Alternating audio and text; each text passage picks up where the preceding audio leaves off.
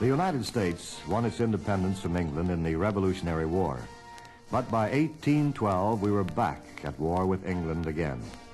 English ships had been interfering with American trade, and we had to make it plain that we were a free and independent nation and must be treated as such.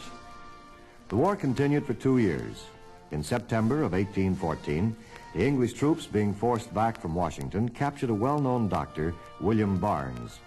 They held him on board an English ship at Fort McHenry in Maryland. The government asked a young lawyer, Francis Scott Key, and a colonel, J.S. Skinner, to negotiate with the British for the release of Dr. Barnes. On September 12, 1814, the two men traveled down Chesapeake Bay and were permitted to see the English Admiral Cockburn on board an English ship. Admiral Cockburn agreed to free Dr. Barnes, but because his ship was preparing a bombardment of Fort McHenry, it was necessary for all three Americans to remain on board all night. Francis Scott Key stayed on the deck of the English ship all night long, watching the battle rage. He hoped and prayed that the fort would not be taken.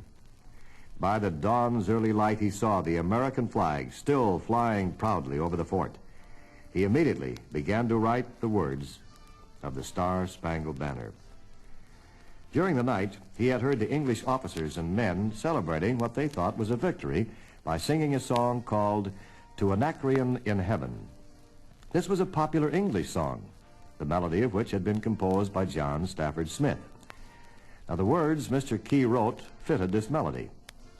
Thus, as is so often the case with national anthems, more than one country contributes to the final song.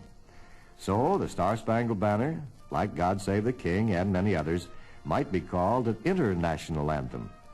It was over 100 years later, on March 3rd, 1931, that Congress officially made the Star-Spangled Banner our American national anthem.